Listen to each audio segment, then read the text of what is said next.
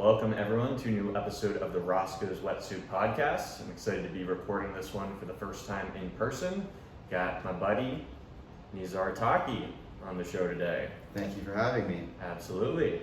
Dr. Taki is a plastic surgeon turned life coach. He's a student of human consciousness and the nature of reality. He helps clients take control of their realities and step into their true selves through one-on-one coaching. Dr. Taki, glad to have you back on the show for another episode. Excited to be here. Absolutely. Well, I know, during this time of, COVID and the craziness, you've been keeping busy as far as, you started doing these webinars. So tell me a little bit about your, kind of the idea as far as starting that up and kind of what that's been like.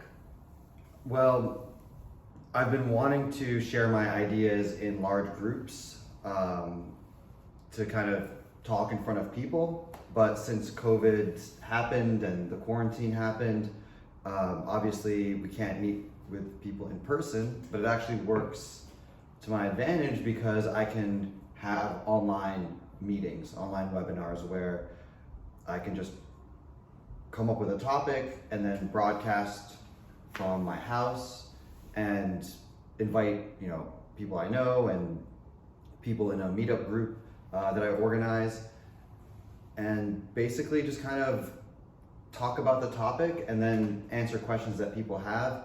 And I found that there's been a very positive response because people have a lot more free time now than they did before, and they really want to take this opportunity to learn more about themselves, to improve themselves. There's also a lot of let's just say reasons that some people find themselves anxious or stressed with what's going on. So they're looking for ways to respond differently, to respond in the most effective way possible in light of current events. And I think if I can offer a way to help them do that, then people are very interested. So I really enjoyed doing it, and I'm going to continue doing that. And once things open up, I'm excited to hopefully have some in-person talks as well. Absolutely. And now is it 4 that you've done so far in total? 3, 4? I think we did our 5th one this week. Okay. Yeah. So I'm curious, which one do you think hit home the most? Which kind of got the most intrigue out of people? Good question.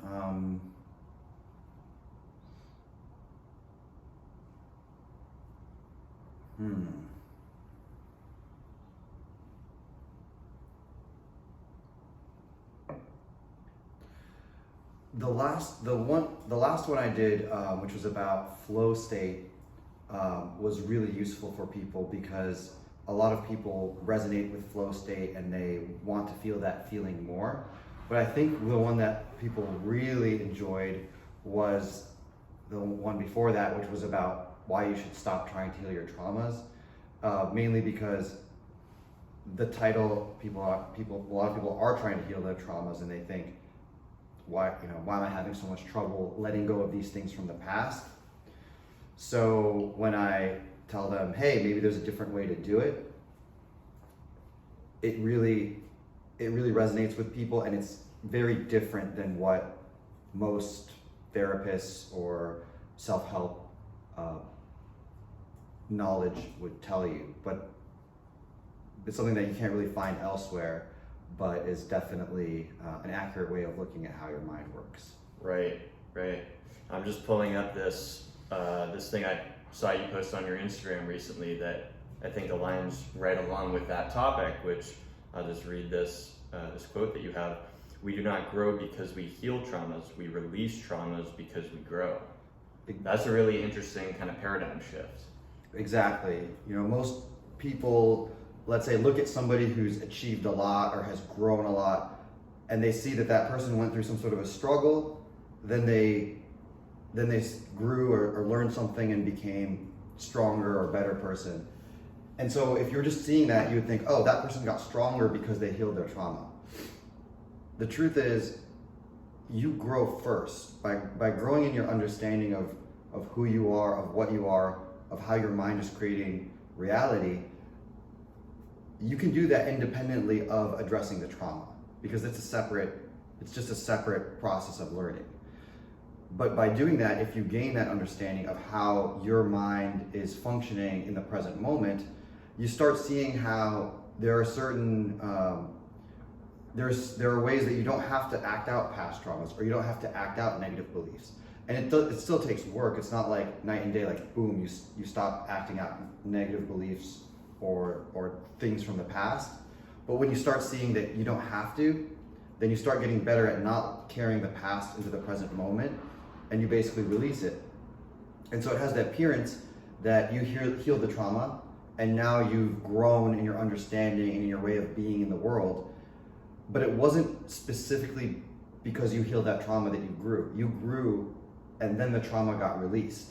But the trauma was the catalyst that got you to go on this exploration. So if you had never had the trauma, you might not have sought out the knowledge that allowed you to grow. But I say in one of my posts that it would be like if I broke my leg, and during the time when I was healing, I started learning about how to eat healthy, how to exercise appropriately, and basically started changing my lifestyle, which let's say was like really careless and unhealthy before. Once that healing is done, if I've applied and I continue to apply what I've learned, then the next time somebody sees me, I'm going to look stronger and more resilient. And they're going to say, oh, how did you become stronger and more resilient?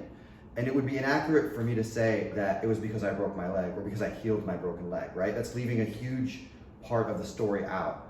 What actually happened was I broke my leg, which served as an impulse to learn more about what serves me and what doesn't. And by putting that knowledge into action, I became stronger, more resilient, less likely to have trauma in the future. So it was an impulse, but it wasn't the cause of my growth. It was something else. And so I invite people to maybe leave their traumas aside for now and learn more about how their mind is creating their experience. Right.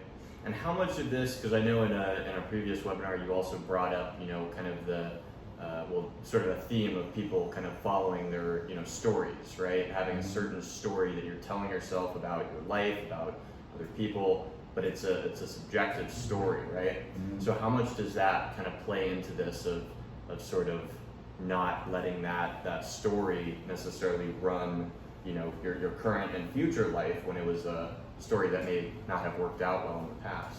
Yeah, the way to think about stories is that if I was to ask you who you are, you would tell me some description. But then if I was to ask your coworker, who is Toby, they would have their own story. Your friends would have their own story, your family members would have another story. So which one of those is you? Obviously none of them, because you are way too complex to be described with a story or with words.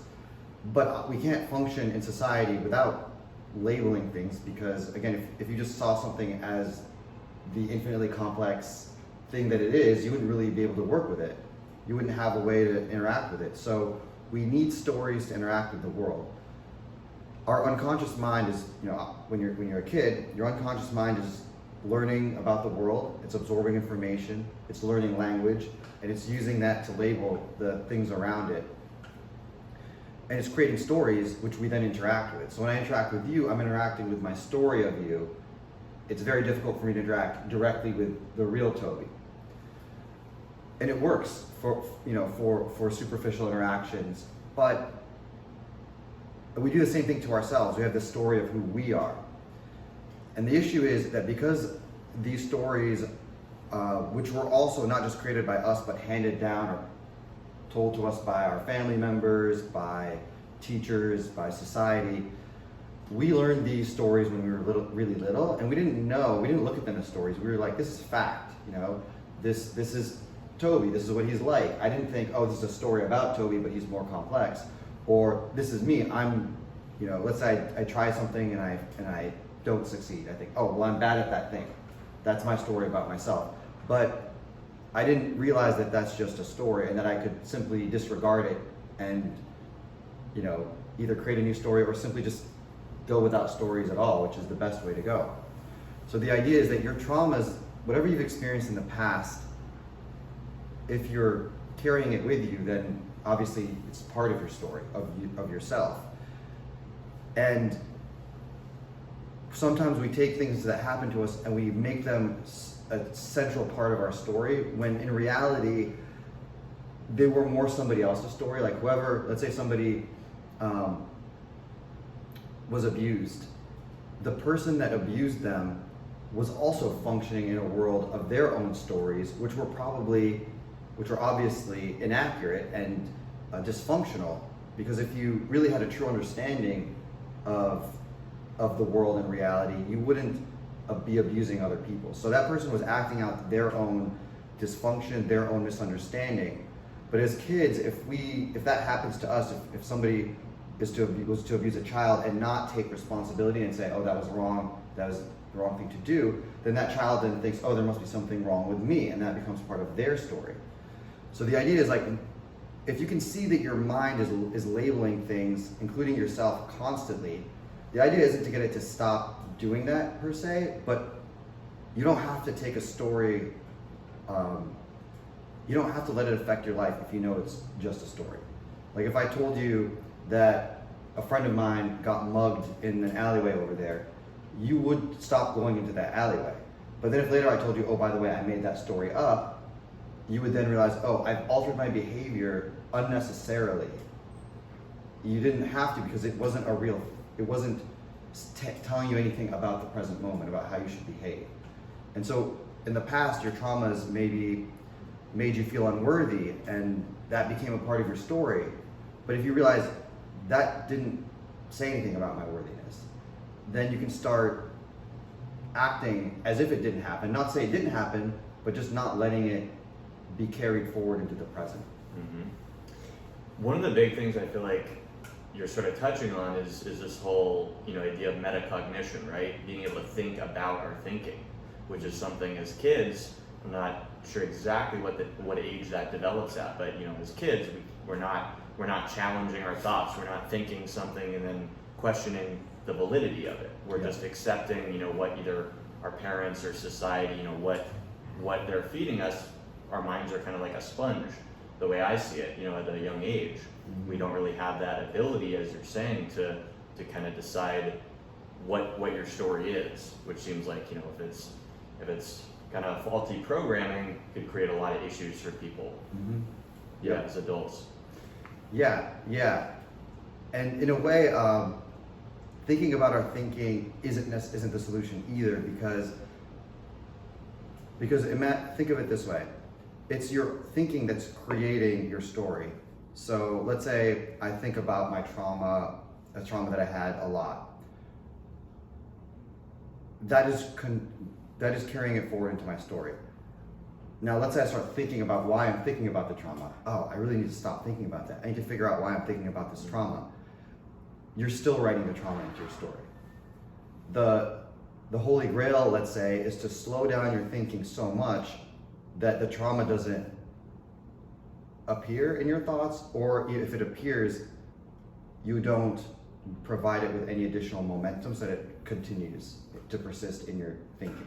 So when you're thinking about your thinking, you're actually kind of, in a sense, dumping fuel onto the fire. What you really want to do is not operate from a place of thinking, but operate from a place of flow, of just whatever is in the present moment is everything that you need to know what to do next.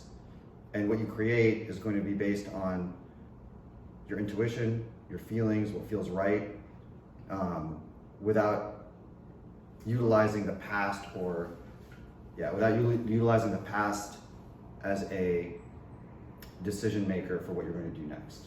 Right. And I would assume, probably, I'm just guessing, as far as your experience with life coaching so far, I would assume that's probably a pretty common roadblock that people run into as far as kind of taking those stories from the past. And so I'm curious, like what other big stumbling blocks do you see that people are running into as you're kind of, working with them, as far as helping them get to, whatever their goal may be? The biggest stumbling blocks are, I would call it a victim mentality, which means different things to different people. But what I mean by it is when somebody says, can you believe that this person did that to me? Or, this person's treating me badly, I don't know what to do about it. And it's a tough situation because they're like I run into people who want to change others. They say, this person should be different, I want them to be different, what should I do? And you just can't change other people, at least not by wanting them to be different.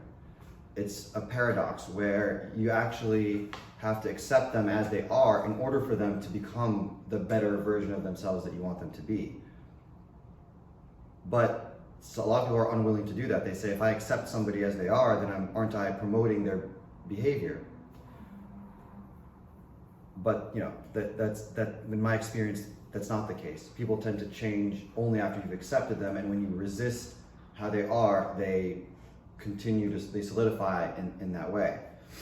The other thing is saying to somebody, well, if this person's really riling you up, you either try to accept them. If you can't, then don't spend time with that person if they make you feel bad.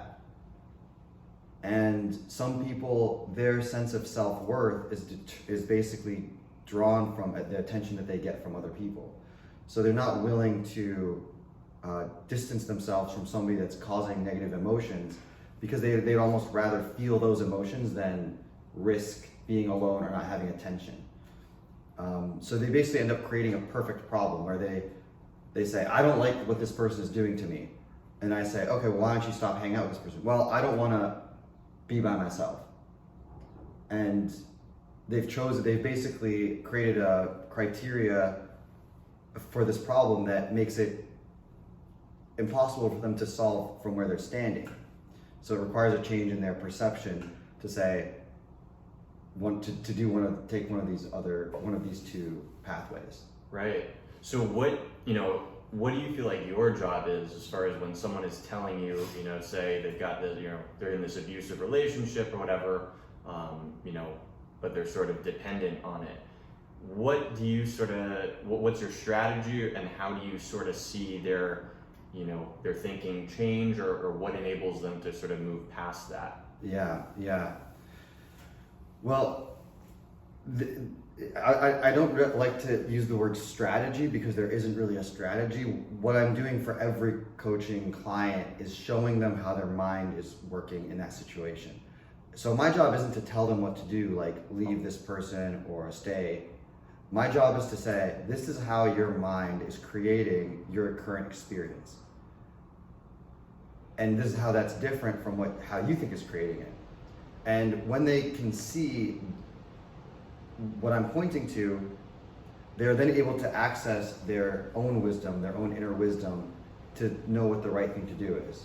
And sometimes it's stay in this relationship, but then create a change by, through changing their own way of being. Or sometimes it's, I'm fed up with this, I'm going to, leave and then create new relationships with people that are more aligned with me. But my job isn't to say which one to do, it's more to show them, look, let's say your fear of being alone is created by your thinking, and probably it's related to something that's happened in the past, where they've equated being alone with the equivalent of dying. They're like, it's the worst thing I can imagine is being alone. And my job is to get them to see that's not true. That you could be by yourself and you'll be okay. Mm-hmm. So if they can see that, they might start seeing how their dysfunctional thinking, by taking their thinking about it so seriously, they've limited themselves, they've trapped themselves. But if they say, okay, I have these fears, I have these emotions, I have these thoughts, but that doesn't mean that they're truly telling me what's going on in reality. I can trust my wisdom and my common sense. Then now they're stepped into their power, so to speak, and they can act in a way that's most effective and productive and actually be happy. Right. Do you feel like originally when people seek your services out, do you feel like they are sort of looking for you to tell them the answer, whereas from what it's sounding like, based on our conversation right now, you're sort of helping them understand the way their mind works and basically helping them find the answer within themselves. Is that how you look at it? Yeah, I see. Yeah, some people will come and just say, okay, so what should I do? What should I do? They keep going back to that. But I think a lot of people come and they don't really know what the solution is. But when I start coaching them, they're almost thinking like, where is this going? What is this guy talking about? But then by the end of our call, they start seeing what I'm pointing to, and they say, okay, that's, it's almost like people enjoy being the victim sometimes. They like putting responsibility on other people, because if we have to take responsibility, then we don't get to complain. If I'm stuck in traffic and I'm late, let's say to a meeting, I could say, I could feel like a victim and say, oh, this traffic is terrible, this is making me late. Or I could just not complain about it and think, okay, next time I'll leave earlier. Mm-hmm. So sometimes it gives you this temporary instant gratification to be a victim and say, this person's hurting me, the world is unfair, I don't know what to do, tell me what to do. Well, the first thing you have to do is take responsibility for creating your reality, and you do sacrifice the ability to complain and suffer and have other people feel sorry for you, which can feel good. But the cost of doing all of that, of being a victim, is that you give away all your power. Whereas if you decide, I'm responsible for whatever occurs here, even if there are things that, yes, technically they're not under your control. But if you can take the perspective of, I am creating this, then it puts you in a position of power and allows you to access solutions that you wouldn't normally be able to access. So people have to kind of come to grips with that. And I myself used to really be a victim and like feeling sorry for myself. And it was a little bit disheartening when I decided, I guess I can't really do that anymore. Mm-hmm. This brings to mind, there's an interesting kind of, social psychology concept, where we tend to blame, if it's someone else's actions, that we dislike, we tend to say they're a bad person. It's a character flaw, right? Mm-hmm. Whereas if it's us, situation, we, find, oh, the traffic's so bad, even if we should have just left 10 minutes earlier, we tend to blame the situation when it's ourselves, but then say it's a character flaw when it's someone else. Yeah, when we see something bad happen to somebody else, we don't want to think that it just randomly happened to them, because we don't want it to randomly happen to us. So our brain mechanism is automatically going to say, oh, well, they must be a bad person, or they must have done something wrong, and that's why this terrible thing happened to them. But then when something terrible happens to us, we want to, we don't want to be the reason that it happened. So we say, oh, it was just bad luck.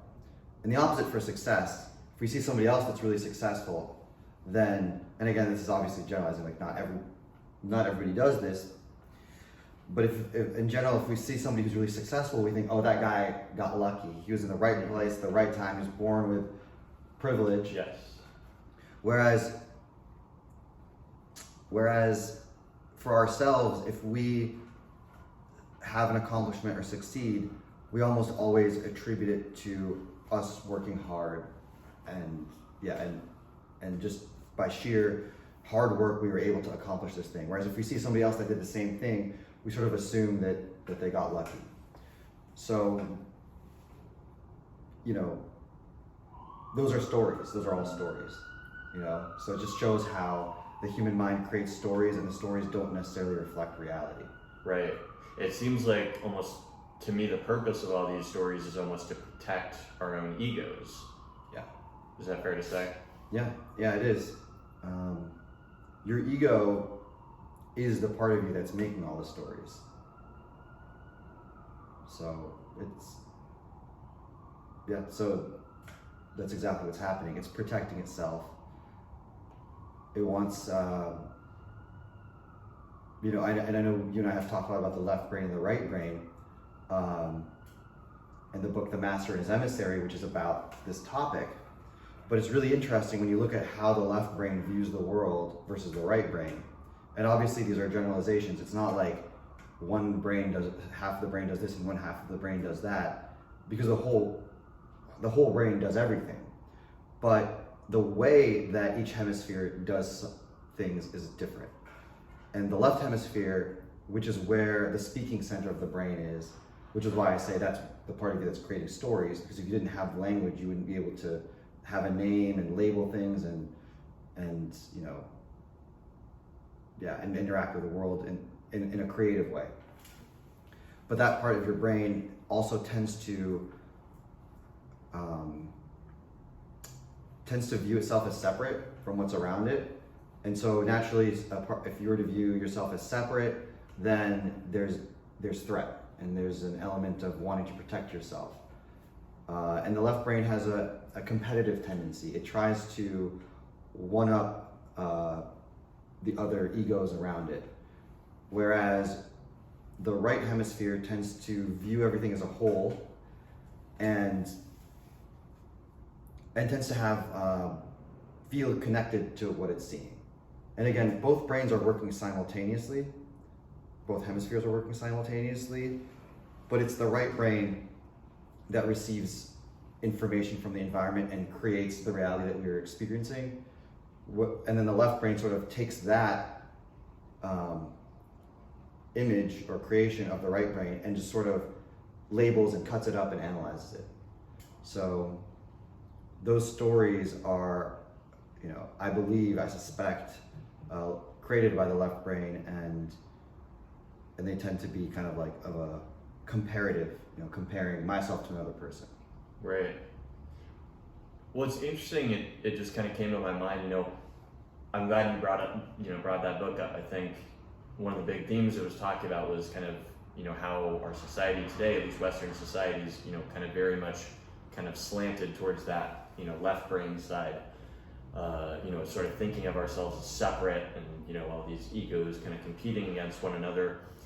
I'm almost curious, you know, just kind of the bizarre time that we're in, right? Where we're all kind of, for the first time that I can really ever remember, we're all kind of dealing with the same problem, right? We're all trying to battle this, you know, COVID-19 going on. Do you feel like that might in any way sort of change this sort of collective consciousness, if you will, towards more of like a, you know, holistic kind of focusing on the greater good of just society? Yeah, I think that's exactly what's happening. Is the left brain, which is sort of trying to maximize,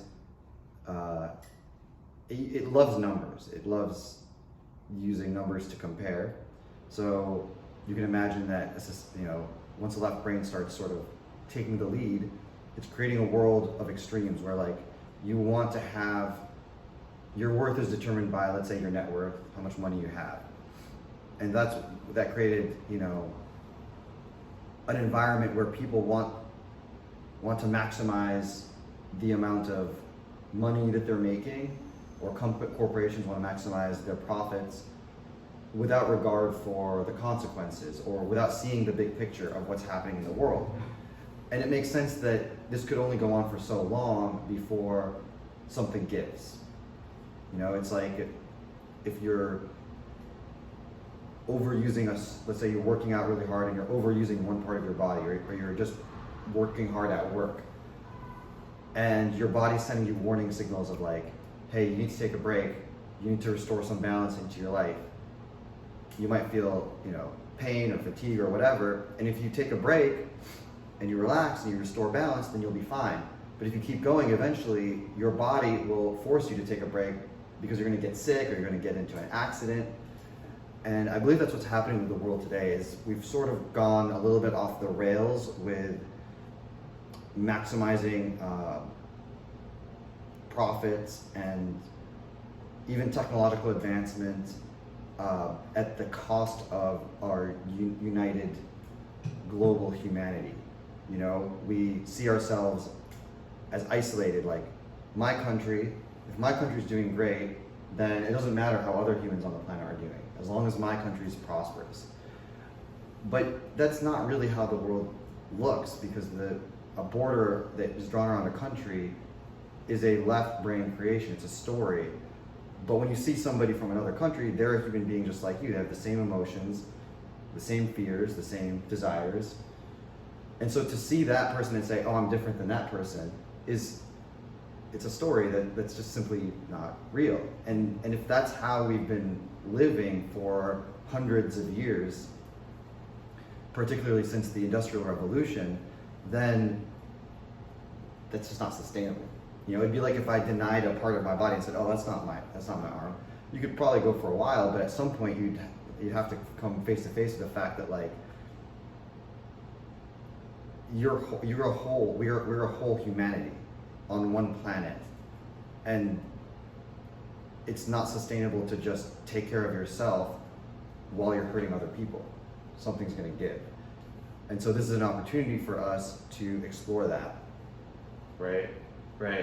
And I'm curious, you know, I mean, just with all the access to technologies, right? You know, with how fast technology is progressing, you know, neurotechnologies, you know, particularly what I'm interested in, it seems like, you know, there can be ways now where we can, you know, sort of maybe balance the hemispheres out. You know, even I'll take, you know, an example, just good old-fashioned meditation. You know, research has found that it increases the size of the corpus callosum, the strip that runs down the middle of your brain, kind of connecting both hemispheres. Meditation's been around, you know, for as long as humanity's been around, practically, right? So it seems like, you know, all the newer technologies, maybe even just having conversations. How do you sort of see this shift taking place? At the most like practical, basic level, to balance your hemispheres, let's call it that, or to have like an accurate perception of reality, you have to see the stories as the stories. So that's which is what meditation does. It kind of helps your mind get used to being quiet, and then when you do start thinking, you notice it more because you practice not thinking, or at least slowing it down. So that's to me is what meditation does. Is it gives you the ability to say, when you have a thought about something, like, oh, that person's different than me, I'm scared around that person, instead of just taking that as fact, which is what most people do, you then say, oh, that was just a thought that I had. But this person, I have no reason to be afraid of this person. You know, of course, you can use your intuition, you can use your feelings. Those are generally coming from the unconscious or the right brain. But the left brain is more like the logical, analytical storyteller. So meditation can really help. But even without meditating, being mindful of what's going on in your head is the real key. So you can be in a meditative state without actually sitting down, you know, cross-legged and doing meditation. And then other people have reported other methods of kind of rewiring their brain. You know, there's the fields of, you know, neurofeedback, neurostimulation, and then there's research being done on psychedelic therapy, which appears to increase the connectivity in the brain temporarily, which then basically drowns out that left brain interpreter, the part that's telling the stories, and you get this feeling of connection and oneness, and the idea with those therapies is you want to try to carry that feeling with you, you know? Sure. So I want to switch gears a little bit and talk about, I mean, it's connected, but as far as the clients that you've been working with, I'm curious, you know, do a lot of people kind of come to you with very kind of external goals, as far as like thinking, you know, once I get this new promotion, once I, you know, get this new relationship, whatever it may be, do they sort of think that is going to be what is going to make them happy? Or are you working with kind of maybe a sort of different group of people who is more sort of internally focused? Good question. Both. I think most of my clients start off with an external focus of, if this was different, I would be happy, and including me. Like I used to think that way too, and my own coach pointed out how your happiness is created from within.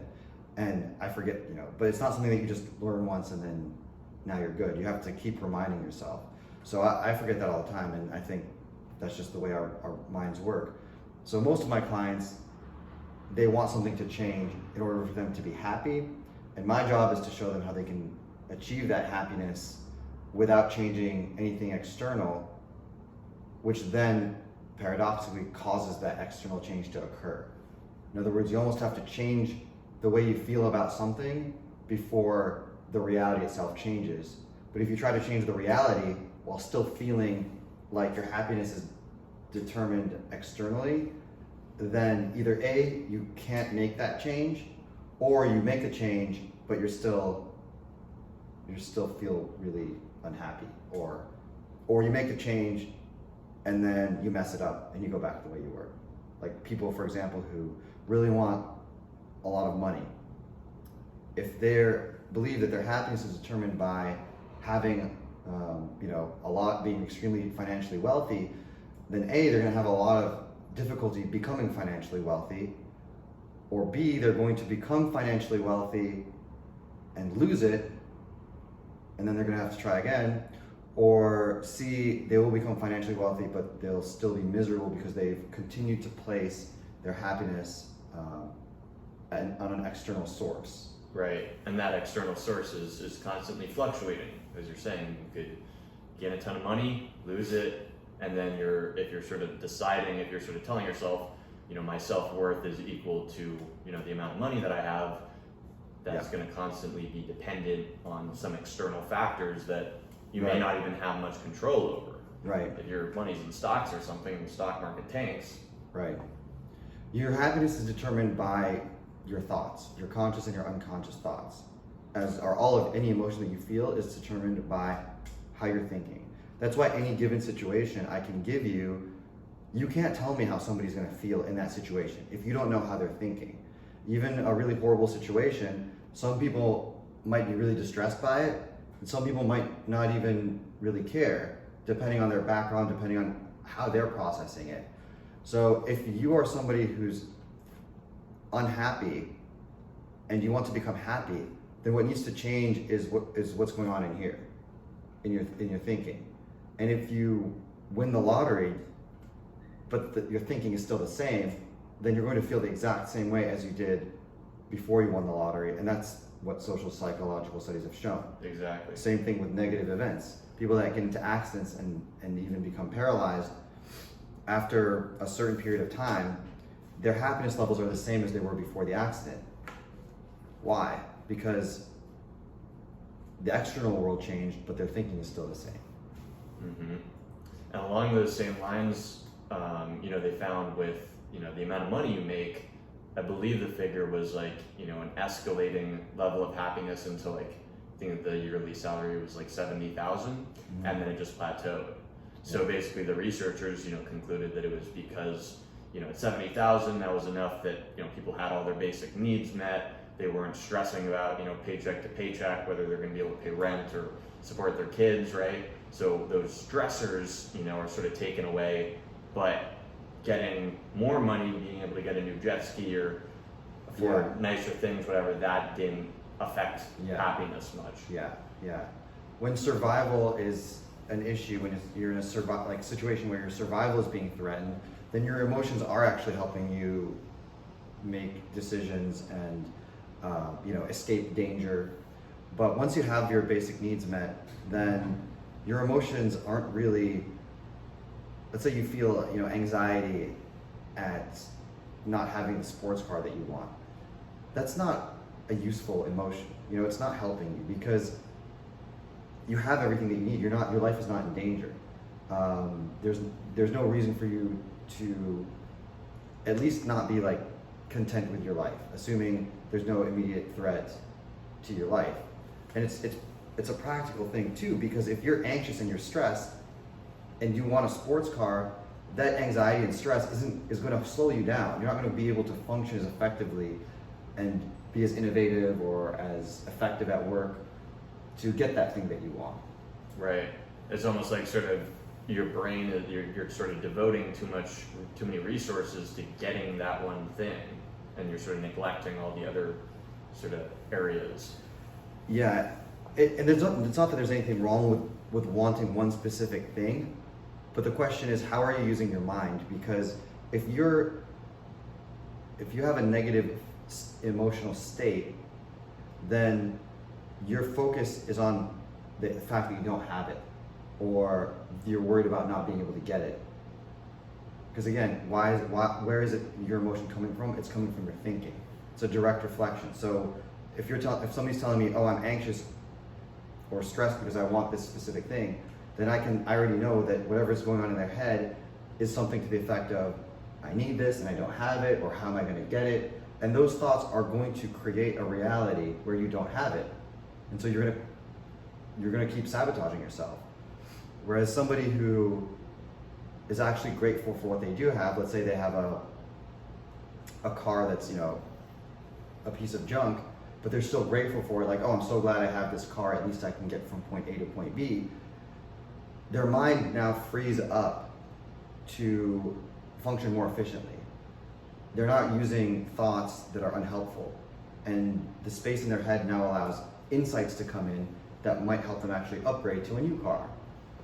Or another way to say it is, if you feel gratitude for your car, even if it's a piece of junk, then you will automatically start creating more situations where you will feel gratitude. Meaning you will draw towards you a nicer car because you'll feel grateful for that as well. It's a myth that you have to feel negative in order to create a change in your life. That's two different things. Like some people think, well, if I'm happy all the time, I'm going to be mediocre. I'm never going to want to do anything. And that's complete falsity, because I can be happy and I can see 20 different things that I think could be better, and I can work to make them better while still being happy. And I'll be much more effective at doing it. But everybody else, most people think, if I'm happy, then I'm just going to chill on the beach and not want to make any money. And sure, maybe you'll do that for a while, but you're not going to be able to do it for that long before you realize, hey, I have more potential to fulfill, and it would be fun to see what I can do. Right. It's funny, it reminds me of like a similar like sentiment like that I was hearing amongst comedians, where comedians are very often depressed, or they struggle with depression. And I was listening, I think it was one that was basically saying like, oh, well, if I'm not feeling these negative emotions and wallowing and all this stuff, if I'm happy, am I going to lose my creativity? Am I not going to be fun? Like, so it's sort of that worry, right? That if you don't have the hardships, that you're not going to get all of these things. I had a conversation with somebody yesterday who was an artist, and she was saying that some artists need negative emotions as part of their craft. And what I said was, well, that's why I don't use the word, I actually usually don't say positive or negative emotions, because there's no such thing as a negative emotion. It's an indicator. It's telling you something. So you're deciding if it, right? It's your story if you label something as a positive or negative emotion. Yeah. So like I say pleasant and unpleasant because, anger, for example, or sadness is decidedly unpleasant. Like if I had to choose sadness or happiness, I would choose happiness because it feels better. But if I am feeling sadness, I don't label it as negative because that implies that I shouldn't be feeling it. But if I didn't feel sadness, then I would never know that my thinking was sad thinking or inaccurate. Or anger is an even better example. If anger is not a negative emotion, because if you didn't feel anger and you were thinking the same thoughts that would normally make you angry, but you didn't have the feeling of anger, you would be much more likely to commit a crime, basically. Or let's say you had the thought, this guy is so annoying, I want to punch him in the face. The feeling of anger makes you realize, wait, I need to calm down. I'm really angry. This is out of line. But if you didn't feel anger, you probably just go punch the guy in the face. It's the same thing as with physical pain. Like, people think physical pain, they say, oh, it's negative. I don't want to feel pain. Obviously, you don't want to feel pain. But it's a good thing that you do have the capability of feeling pain, because if you didn't, and you put your hand on a hot stove, you would just leave it there, and you'd have a lot more injuries. So that's why I don't call them negative emotions. I call them unpleasant. Like, we'd rather not feel them, but when we do feel them, it's a good thing because they're telling us something. The thing is, most people don't realize that. At least they think, oh, they're telling me something about my reality, something I have to change out there. But they're actually pointing to something in here. The other thing, I was thinking is, like, you can't have, we wouldn't know what pleasure was without there being pain, right? That sort of duality of, you can't, like, just have, if there was no bad, there wouldn't be any good either. If it would, you know what I'm saying? Like, yeah. That's true. What I've realized is that in my past, I used to think that life was like a cycle of feeling good, then you feel bad, then feeling good, and then feeling bad. To the point where, like, if I was feeling really good for a while, I would start getting nervous, like, okay, something bad's gonna happen soon. But it turns out that that's also not the way the world works. Like, you can feel good pretty much all the time, and you'll still feel negative emotions or unpleasant emotions every once in a while, but if you see where they're coming from, you can address them right away, and they don't have to last for a very long time. So what I try to get my clients to see is that feeling unpleasant emotions, it's not optional. You have to feel them every once in a while. But to feel them for a prolonged period of time, that's optional. And the other thing too is you can feel an unpleasant emotion if you don't judge yourself for feeling it, like, oh, why am I feeling upset at this? Then it goes away sooner. So I know we're kind of, getting towards the end of the show. One of the things I'm really curious to just hear, from your journey, how long has it been that you've been doing the coaching for? Been coaching maybe getting close to a year. Close to a year. But I've been doing a lot of personal development work for about 12 years. I was going to mention that, and I think we talked about this on one of the previous podcasts we recorded, as far as your sort of journey into this, where it was sort of, if I remember correctly, it was like you started getting a lot of, like, feedback, from friends and people being like, Nizar's really, like, helping, like, he really understands, and is giving really good feedback. So you were sort of pushed into, not that you were resisting it, but it was sort of like, that sort of seemed like that was your path, right, into coaching? Yeah.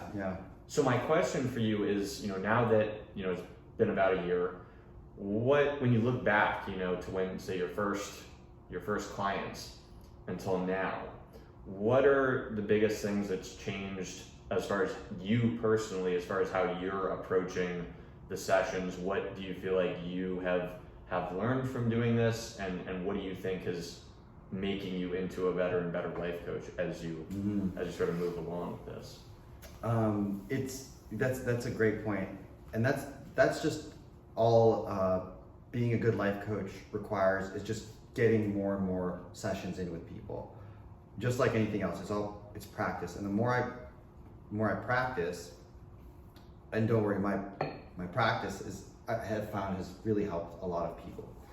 But I now can know a lot better what to say, whether for some clients it's a lot of listening and asking questions, which is what my goal is to do for most sessions. And then there's sometimes when you step in and you give kind of like more of a teaching moment where you just tell them how things are. I also developed kind of an armamentum of analogies, because describing how the mind works is very challenging, and different people understand it in different ways.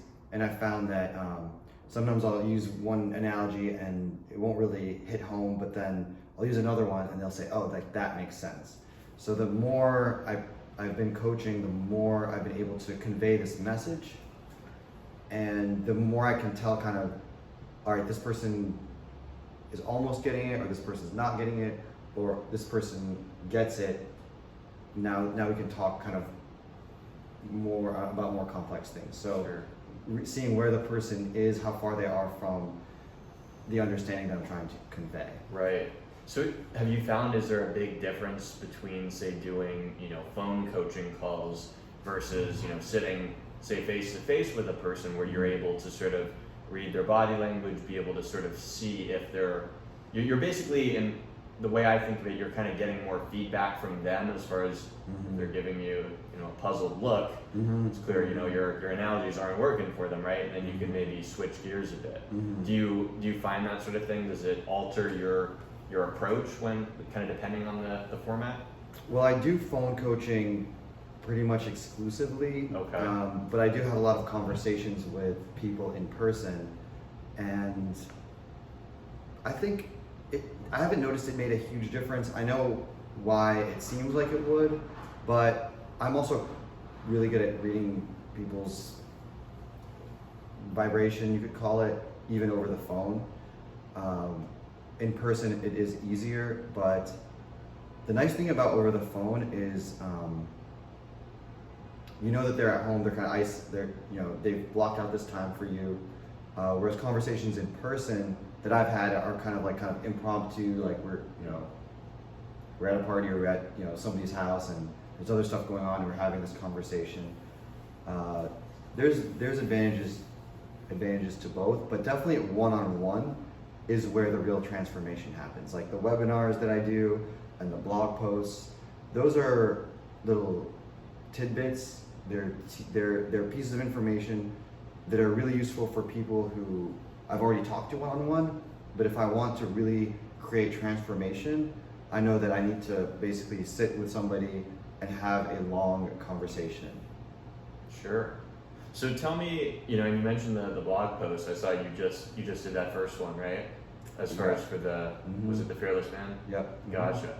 So if people, enjoyed, the conversation that we just had, where can they check out your work, or, when also, let people know about kind of what's next as far as, I know you mentioned kind of the last webinar doing the course. Yeah, we're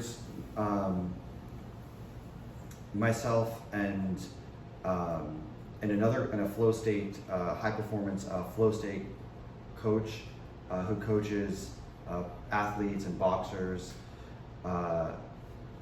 We're doing essentially a 3-month-long course where we're going to have group coaching every week, and the idea is to show people how to learn about flow state and integrate flow state into their lives. I'll announce that on Instagram, which my profile is Taki, TAKI_MD. I'm also on Facebook. You can search for my name. And then my website is www.taki.coach. But most of my announcements, if you follow me on Instagram, they'll be there. That's probably the best way to see what I'm up to. Awesome. Well, Nizar, I'm really happy we got the chance to sit down and do this. It's been fun having this kind of face to face. Yeah. It's different than the virtual. Yeah, absolutely. So it's been a cool experience. If our listeners, if you guys enjoyed the show today, go ahead and check us out on YouTube. Roscoe's Wetsuit is the YouTube channel. Go ahead and like and subscribe. You can also listen to the audio version of the podcast or on Spotify, Apple Podcasts, and iHeartRadio. So go ahead, check us out, any format that you want. All right, Nizar, again, thanks so much, man.